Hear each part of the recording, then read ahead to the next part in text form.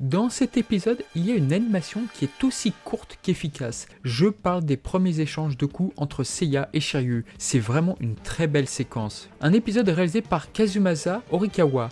Et le directeur de l'animation, à savoir Hirotoshi Kaneko, signera sa seule et unique participation dans la série. L'épisode est assez beau, on pourra constater que sur certains plans, Shun y est très féminisé.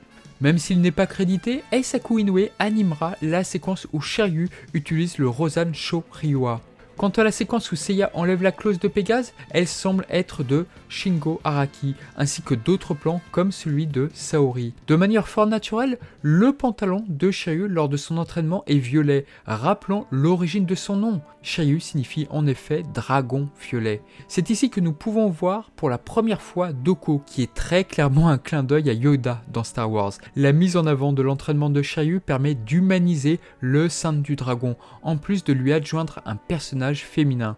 L'épisode n'est pas avare pour montrer le sang de Seiya. Sa stratégie est plutôt bonne et contrairement à son combat contre Geki, nous n'avons pas de flashback avec Marine nous indiquant comment il va se sortir de cette situation.